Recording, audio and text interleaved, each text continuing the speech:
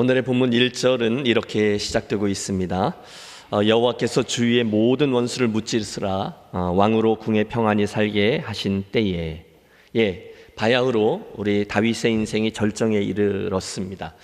저 앞쪽 5장 11절의 말씀은 그 절정의 모습 한 단면을 보여주고 있습니다. 두로왕 히람이 다윗에게 사절들과 백향목과 목수와 석수를 보내매 그들이 다윗을 위하여 집을 지으니 다윗이 여호와께서 자기를 세우사 이스라엘 왕으로 삼으신 것과 그의 백성 이스라엘을 위하여 그 나라를 높이신 것을 알았더라. 여러분, 그 당대 세계적으로 가장 유명했던 두로의 백향목 자재들과 인류 건축 기술자들이 들어와서 다윗을 위해 왕궁을 지어 주었다는 겁니다. 대단하죠? 어떤 이들은 이럴 때 긴장감을 놓치고 우쭐해하기도 하지만 다윗은 참 훌륭합니다. 오히려 신앙적으로 더 깊은 자리로 나아가기 위해서 저가 몸부림을 치죠. 그 증거가 바로 그가 그렇게도 원했던 성전 건축 프로젝트였습니다. 참 감사하다. 가만히 있어봐. 내가 하나님께 이렇게 받기만 해서 되겠나? 이제는 나도 하나님을 위해서 뭔가를 좀 해드려야지. 그래, 그분을 위해서 집을 지어드리자. 나는 이 멋진 백향목 궁에 거하고 있는데 하나님이 거하시는 곳은 여전히 성막, 장막이라니 이건 말도 안 되지. 저가 마음을 정했습니다. 쇳불도 단김에 빼라고 그는 즉시 자기의 멘토인 나단 선자에게 그 뜻을 전합니다. 나단 선자님, 제가 하나님을 위해서 성전을 지어드리고 싶은데 어떻게 생각하세요? 나단 선자가 너무너무 기뻐합니다. 3절, 여호와께서 왕과 함께 계시니 마음에 있는 모든 것을 행하소서. 아니 왕이요, 생각하고 말고가 어디 있습니까? 하나님도 너무너무 기뻐하실 겁니다. 속히 진행해 보시죠. 여러분, 저는 목사이기 때문에 이 나단 선자의 마음을 충분히 이해합니다. 가끔 원래는 늘 하나님께 대해서 늘 뭘 좀 해달라고 이렇게 이야기하던 교회 가족이 목사님, 저희가 하나님 위해서 뭔가를 좀 해드리고 싶습니다 라고 하면 저를 포함한 대부분의 목사들은 다 감동하게끔 되어 있습니다. 사실 그렇죠. 목사님, 드릴 말씀이 좀 있는데요. 그러면 제가 일단 뜨끔하거든요. 10중 8구 목사님, 어려운 문제가 생겼어요. 어떻게 될지 모르겠어요. 기도해 주세요. 그런 일이기 때문입니다. 대부분 그래요.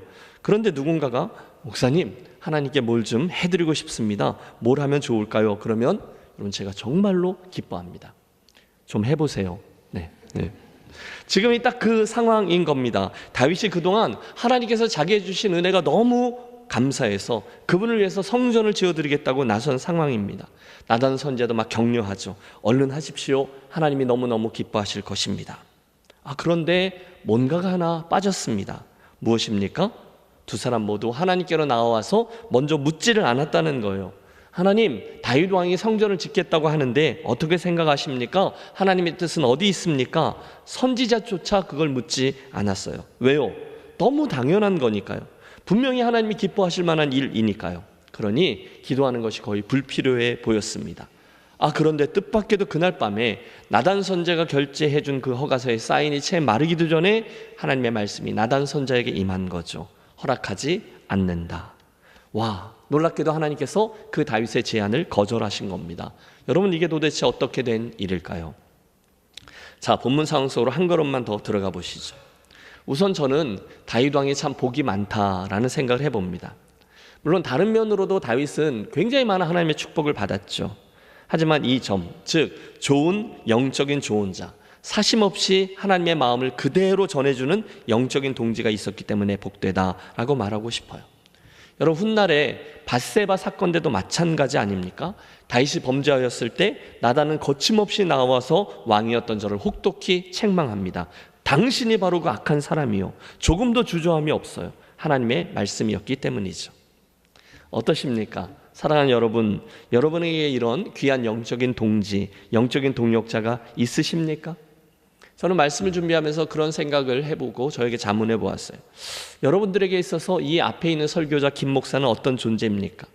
저는 여러분들께서 듣고 싶어하는 말씀을 전하는 목사입니까? 아니면 여러분이 꼭 들으셔야 하는 말씀을 전하는 목사입니까? 저는 진심으로 저와 여러분 사이에 이런 신뢰가 있는 영적인 동역자의 관계가 형성되었으면 좋겠습니다. 저는 여러분을 사랑하고 여러분은 저를 사랑하기에 또 인격적으로 서로 신뢰가 되어 있기 때문에 집사님, 장로님, 권사님, 성도 여러분, 혹시 좀 더 기도해 보십시오. 이건 이렇게 안 하시는 게 어떠실까요? 이건 아닙니다. 하나님은 이런 상황에 이런 원리에 따라서 저걸 기뻐하시거든요. 가감 없이, 물론 괄호 열고 사심 없이 하나님의 마음과 성경적인 원리를 전하고 받는 목사와 성도, 그런 설교자와 청중의 관계가 되기를 진심으로 소원합니다. 두 번째로 본 이야기에서 우리가 주목하려는 것은 4절과 5절에 나오는 하나님의 메시지입니다. 보세요. 그 밤에 여호와의 말씀이 나단에게 임하여 이르시되 가서 내 종 다윗에게 말하기를 여호와께서 이와 같이 말씀하시되 내가 나를 위하여 내가 살 집을 건축하겠느냐. 여러분, 이게 무슨 뜻일까요? 내가 내 집을 짓겠다고? 그런데 다윗 괜찮아, 안 그래도 돼 라는 거절의 뜻입니다. 뜻밖에도 하나님이 거절하셨어요. 직접적인 이유는 나중에 나옵니다. 다윗이 전사여서 손에 피를 많이 묻혔기 때문에 그 당사자보다는 좀 더 평안한 시기에 그 후손에게 성전 건축을 허락하겠다, 그런 뜻이었어요. 그러나 그 다음에 혹시나 다윗이 서운해할까 봐 하나님이 긴 설명을 통해서 왜 그런지 그러면서 쭉 설명하시는데, 그 설명에 담겨져 있는 우리 하나님의 속내는 이것입니다. 다윗 괜찮아, 내가 언제 집 필요하다고 하되 지금 급한 것은 네가 나를 위해서 뭘 해주는 것보다는 내가 너를 통해서 하고 있는 이 일, 즉 내 인생의 집을 짓는 일이야. 기억하렴, 집을 세우는 이는 나지 내가 아니야. 나는 내가 어릴 적부터 내 인생이라는 집을 세워왔고 지금도 그래. 그런데 지금 내가 나를 위해서 집을 짓겠다고? 뜻은 고맙지만 다윗, 그건 괜찮고 대신 이걸 기억하렴. 나는 사람들로 하여금 네가 나를 위해서 뭘 해주는 거, 그걸 보여주기를 원치 않고 대신에 내가 널 위해서 뭘 하고 있는지를 보여주기 원해. 여러분, 좀 긴데요, 죽이려면 그렇단 말이에요. 오해하지 마십시오. 지금 다윗이 하나님께로 향하여 성전을 지어드리고 싶습니다 라고 했던 그 마음을 하나님이 무시한 게 아니었어요. 그 마음은 받으셨습니다.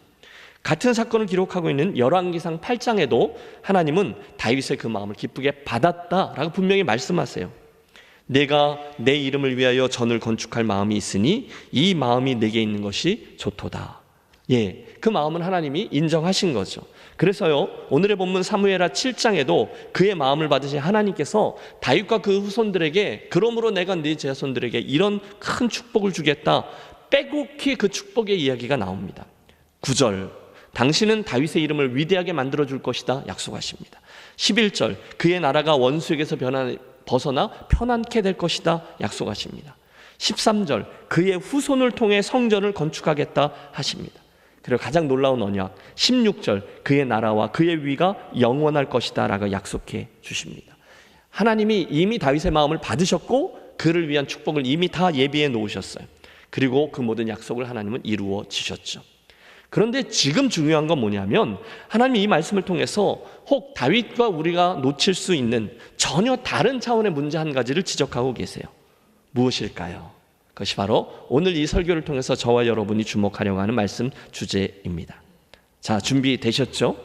오늘 우리가 다윗의 성전 건축 시도를 막으신 그 하나님의 이야기, 하나님과 다윗과 함께인데요, 그 하나님의 이야기를 통해서 보고 배우려고 하는 것은 무엇입니까? 하나님과 다윗과 함께 10번째 이야기 따라해 주세요. 다윗이 짓는 집, 하나님이 짓는 집. 다윗이 짓는 집, 하나님이 짓는 집. 결론부터 말씀드리면 지금 다윗의 인생의 주도권이 어디에 있는가, 그것에 대한 이야기였어요. 나단 선지자를 통해서 하나님이 분명히 밝히시려는 것은 지금까지 다윗의 인생에 누가 주인공이었고 앞으로도 누가 주인공이 될 것인가에 관한 것이었습니다. 여러분, 우리가 이미 글쎄요 한 9개, 10개 정도의 이야기를 통해서 계속 지켜보았습니다. 다윗의 그 많은 이야기들 가운데 정작 주인공이 누구셨습니까? 여보세요. 다시요. 다윗의 그 수많은 이야기들 가운데 누가 주도권을 가지고 그의 인생을 이끌어 주셨습니까? 여호와 하나님이셨어요. 지금 그 주도권을 말씀하고 계신 거예요. 누가 그랬는지를 잊지 마라, 하나님의 의도입니다. 에이, 목사님 당연한 거죠. 그걸 모르는 사람이 어디 있습니까? 아니요. 여러분, 하나님이요, 여기에 나오는 이 주도권에 대해서 얼마나 예민해 하시는지는 본장에 쭉 이야기하신 당신의 이름 속에, 당신의 그 이야기들 속에 본인을 이야기하시는 1인칭 대명사, 즉 하나님이 설명하시는데 내가, 나의, 나는 이라는 단어가 몇 줄 안 되는데 자그마치 23번이나 반복해서 나오고 있다는 사실을 통해 알 수 있습니다. 장난이 아니에요. 하나님이 지금 내가, 나는, 나의를 23번이나 반복해서 다윗 인생에 누가 주도권을 가지고 있는지를 거듭 강조하고 계신 거예요. 다윗, 네가 아니야. 내가 네 인생의 주인공이야. 물론 하나님을 위해서 제가 뭘 좀 해드리겠습니다 라고 나섰던 다윗의 마음을 하나님이 기쁘게 받으셨어요. 하지만 동시에 그 안에 담겨져 있는 위험성 하나를 지적하시는 거죠. 다윗, 착각하지 마렴. 지금 내가 나를 위해서 무엇을 하고 있는지 그것도 중요하지만 그것보다 내가 너를 위해서 뭘 하고 있는지가 더욱더 중요하단다. 그걸 강조하고 있는 거죠. 사랑하는 여러분, 이 하나님의 글쎄요 아주 극에 달한 이렇게 딱 하나님이 선을 그어주고 계시잖아요. 여기서 우리가 유추할 수 있는 게 있습니다. 그것은 다윗의 인생에 뭔가 한 가지 위험 요소가 감지되었다는 거예요. 지금까지 다윗의 인생은 늘 하나님이 초점이셨어요. 그 시선이 흐트러지지 않았어요. 언제나 어떤 상황이나 하나님, 그분이 다윗의 관심사였고 그분의 뜻이 우선이었습니다. 그런데 지금 살짝 상황이 바뀌어가고 있어요. 모든 어려움이 사라졌습니다. 적들도 다 사라졌습니다. 이제 주께서 왕으로 평안이 있게 하신 때에, 그러니까 모든 거에 평안함이 임했다는 거예요. 제법 먹고 살만해졌습니다. 세상의 권력도 다 그의 손에 모아졌습니다. 그러다 보니 그 성공에 취해서 다윗이 의도하건 의도하지 않았건 이제는 한순간 내가 하나님을 위해서 뭔가를 좀 해드려야 되겠다라는 생각을 하게 된 거예요. 나는 백향목 궁에 살거늘 하나님의 궤는 휘장 가운데 있도다. 무슨 얘기입니까? 야, 내가 이제 하나님한테 사정 좀 받으려야 되겠어. 내가 하나님보다 더 좋은 집에서 이렇게 떵떵거리며 살게 되어서 좀 미안하니 내가 하나님을 위해서 뭘 좀 해드려야 되겠다라는 생각을 하게 된 거예요. 그래서 어느덧 그가 사용하고 있는 문장의 주어가 내가가 되기 시작했다는 거예요. 물론 다윗의 선한 동기를 우리는 잊지 않아요. 하나님도 잊지 않으셨어요. 그러나 동시에 거기에 있는 위험성 하나를 지금 하나님이 지적하고 계시고 우리가 기억하자는 것입니다. 다른 말로 하면 혹시 지금 다윗에게 하나님의 주도권을 잊을 수 있는 위험이 생겼다는 거예요. 이제는 왕인 자기의 힘으로도, 자기의 지위로도, 자기의 권력으로도, 자기의 소유로도 충분히 하나님을 위해서 내가 뭔가를 좀 해드릴 수 있어 라고 생각하게 된 것이고, 정확히 그게 문제였습니다. 그 위험한 순간에 나단 선지자를 통해서 하나님이 그를 멈춰 세운 거죠. 다윗, 착각하지 마렴. 지금 내가 나를 위해서 집을 짓는 것이 아니라 내가 너를 위해서 집을 짓고 있는 거야. 이 말씀을 하시는 겁니다. 자, 사랑하는 여러분, 오늘 하나님과 다윗 사이에 일어나고 있는 이 일을 렌즈로 해서 우리가 확인하려고 하는 것은 이겁니다. 오늘 내 인생의 주인공이 누구인지를 절대로 잊지 말자는 거예요. 한번 따라해 주십시오. 내 인생의 주인공이 누구인가? 좀 더 크게, 내 인생의 주도권을 누가 쥐고 있는가? 네, 내 인생이, 우리 가정이, 우리 김해제일교회가 결국은 누구의 손에 붙들려 있는지, 또 오늘 우리가 누구를 만나고 또 누가 우리를 만지고 또 세워가고 있는지를 다시금 확인하자는 거예요. 머리로는 알아요. 아예 하나님이 주인이시지, 그분이 이끄시지 라고 하지만 우리는 인생을 살면서 자칫 그것을 잊고 있다는 거예요. 우리 모두 열심히 주님을 섬기고 있습니다. 여러분 참 잘하고 계세요. 수고하고 계십니다. 저는 여러분이 자랑스럽습니다. 그러나 함께 기억하시죠. 우리가 열심히 뭐 하는 건 참 좋지만 자칫 그때 우리들의 시선이 우리를 어떻게 다듬고 세워가고 계신지 그 하나님에게서 우리가 그분을 위해서 해드리는 뭔가에게로 옮겨질 때 저는 개인적으로 공동체적으로 빨간불 앞에 섰다라고 느낍니다. 다윗, 내가 나를 위해서 집을 세워준다고 참 귀하고 고맙구나. 그러나 사랑하는 아들아, 내 우선적인 관심은 내가 지어주는 집이 아니라 내가 짓고 있는 내 인생의 집이란다. 그 이야기예요. 저는 이 말씀이 우리 신앙생활의 모든 부분에도 적용될 수 있다고 믿습니다. 얘야, 내가 나를 위해서 교회 나와준다고? 그런 거죠. 얘야, 내가 나를 위해서 헌금을 해준다고? 얘야, 내가 나를 위해서 봉사를 해준다고? 얘야, 내가 나를 위해서 집을 지어준다고? 그런데 다윗, 내가 언제 백향목 집이 없다고 투정하되 그게 진짜가 문제가 아니라 대신에 사랑하는 아들아, 사랑하는 딸아, 오늘 내가 정작 집중해야 되는 것은 지금 내가 너를 위해 내 인생의 집을 짓고 있다는 사실이란다. 내가 하나님이고 네가 다윗이야. 너는 나의 교회고 내가 너의 하나님이야. 오늘 내가 나를 위해 섬기는 일들, 내가 나를 위해서 봉사하고 헌신하는 모습들이 너무너무 귀하다. 하나님이 인정하셨어요. 그러나 그 전에 지금 내가 짓고 있는 내 인생, 내가 세워가고 있는 내 교회가 더 중요하단다. 거기에 더욱더 집중하렴. 너는 김해 제일교회고 나는 여호와 하나님이야. 여러분, 아멘을 해주셔서 감사한데 주도권의 문제라는 거죠. 한국 교회가 성장통을 앓고 있습니다. 여러 해 동안에 몇몇 대형 교회가 담임 목사직을 그 아들에게 세습하는 문제로 인해서 홍역을 앓았어요. 도마 위에 올랐죠. 어떤 교회는 그 교회가 세운 교단 법도 무시하고 그 법 위에 군림해서 온 세상의 조롱거리가 되었어요.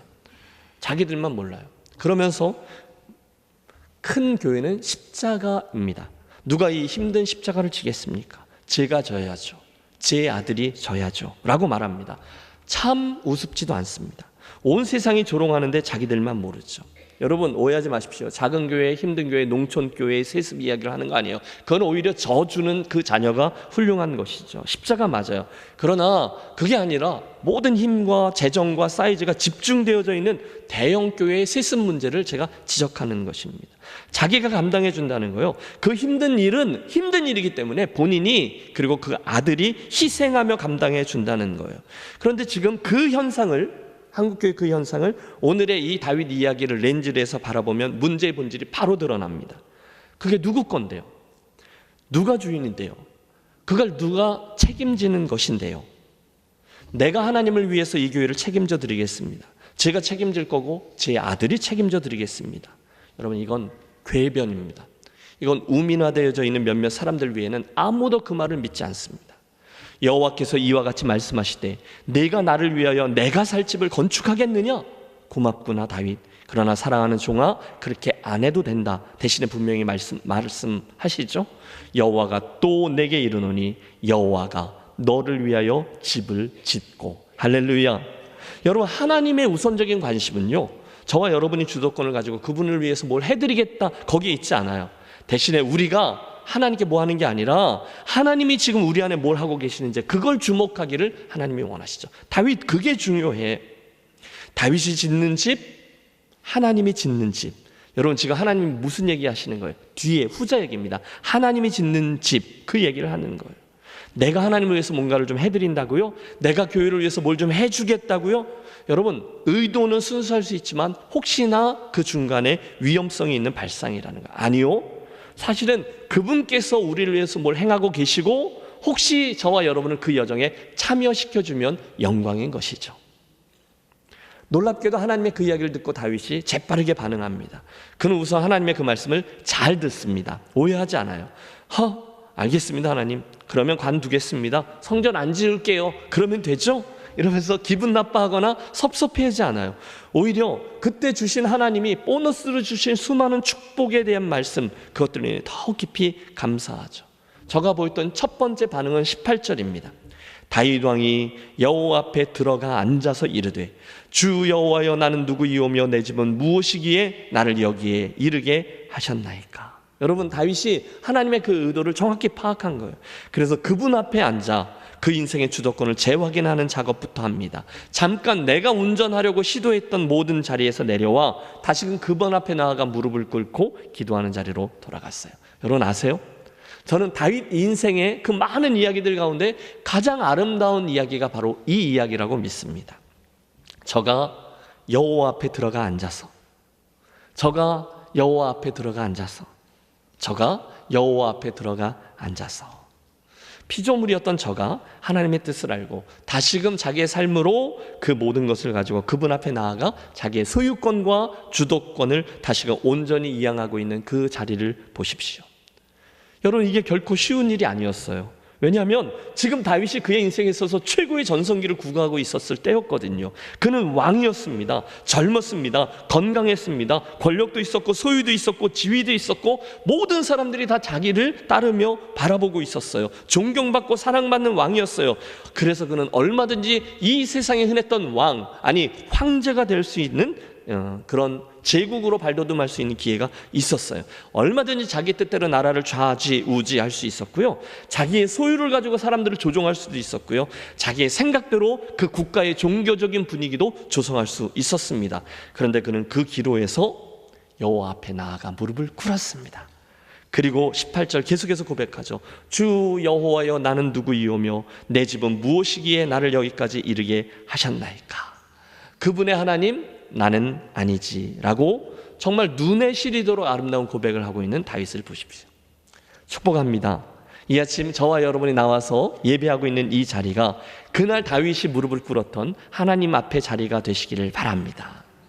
여러분, 시간 관계상 본문을 다 살피진 못하지만 이 모든 이야기가 마무리되는 저 27절부터 마지막 절까지 그가 했던 고백은 하나님을 하나님으로, 그리고 자기를 그분의 종된 자리에 놓은 이의 태도가 무엇인지를 잘 보여주고 있어요. 여러분, 우리 그날의 다윗이 되어 그 자리에 나아가 함께 이 고백을 함으로 하나님 앞에 우리 삶의 질서를 다시금 바로잡는 기회가 되기를 원합니다. 같이 한번 27절에서 29절을 읽습니다. 만군의 여호와 이스라엘의 하나님이여, 주의 종의 귀를 여시고 이르시기를 내가 너를 위하여 집을 세우리라 하셨으므로 주의 종이 이 기도로 주께 간구할 마음이 생겼나이다. 주 여호와여, 오직 주는 하나님이시며 주의 말씀들이 참되시니이다. 주께서 이 좋은 것을 주의 종에게 말씀하셨사오니 이제 청하건대 종의 집에 복을 주사 주 앞에 영원히 있게 하옵소서. 주 여호와께서 말씀하셨사오니 주의 종의 집이 영원히 복을 받게 하옵소서 하니라. 아멘. 자, 여러분, 이제 오늘의 다윗인 저와 여러분은 그 말씀 앞에 어떻게 반응하시겠습니까? 혹시 끝까지 그 주도권을 놓고 싶지 않아서 그 짐을 내가 지고서 내가 감당해 주겠습니다, 내가 어떻게 해보려고 나가시겠습니까? 아니면 오늘 다윗처럼 잠잠히 그분 앞으로 나아가 얼른 그분 앞에 무릎을 꿇고 엎드리시겠습니까?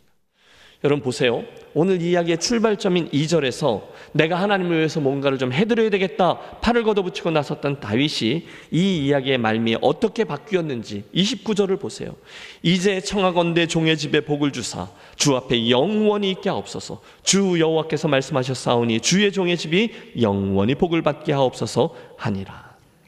한마디로 하나님의 말씀으로 인해서 그 시각이 다시금 제자리로 간 거죠. 그러자 다윗 삶의 모든 부분의 질서가 쫙 잡히는 거예요. 한순간 그는 누가 하나님인지 누가 다윗인지를 알게 되었어요. 나를 위한 시선에서, 내가 뭐 해드리려고 하는 시선에서 전적으로 그분을 위한, 그분에게로, 그분이 빚고 있는 내 인생에 대한 시각으로 완전히 바뀌게 되죠. 시간이 흐르고 그 다윗의 시대가 가고 그의 지혜로웠던 아들 솔로몬이 시편 127편에서 이렇게 고백합니다. 여호와께서 집을 세우지 아니하시면 세우는 자의 수고가 헛되며. 여러분, 참 놀랍습니다. 저는 믿어요. 솔로몬이요, 그 아버지의 인생을 본 겁니다. 배운 거죠. 그의 아버지 수고하고 애쓰고 열심히 우리들의 집을 세우고 뭐 그러지만 정작 관건은 이거라는 거죠. 여호와께서 집을 세우지 아니하시면 세우는 자의 수고가 헛되며. 여러분 동의하세요? 결국 우리들의 인생의 관건은 내가 세우는 집이 아니라 여호와께서 세우시는 집, 거기에 있습니다. 그걸 기억하는 자가 지혜롭습니다. 말씀을 정리합니다. 다윗이 짓는 집, 하나님이 짓는 집. 사랑하는 여러분, 오늘도 우리는 다윗의 이야기를 제사장적인 삶으로 하나의 렌즈로 바라보면서 이것 한 가지를 배우게 되었어요. 오늘 저와 여러분 인생의 주어는 무엇입니까? 물론 하나님이라고 다 얘기하고 싶지만 인생의 여러 이유들로 인해서 우리는 계속해서 나의, 내가, 나를 이라고 바뀔 때가 많이 있어요. 그러나 이 즈음의 인생길에 저와 여러분이 하나님, 제가 집 지어드릴까요? 를 묻는 인생이 아니라 하나님, 오늘 제 인생에 어떤 집을 짓고 계시죠? 를 묻는 인생을 사셨으면 좋겠습니다. 전자의 질문에 담겨져 있는 주인공은 나이고요, 후자의 질문에 담겨져 있는 주어는 하나님 그분이십니다. 바라기는 오늘의 이 말씀을 통해서 저와 여러분 모두 다 굉장히 예민한 문제이지만 우리 인생의 주인 되신 하나님을 다시금 재확인하고 바르게 질문을 던지고 바른 대답을 붙듦으로 귀한 절기를 통과하는데 새롭게 리셋하고 인생을 출발하는 지혜로운 성도들과 김혜재일 교회가 되시기를 주님의 이름으로 축복합니다.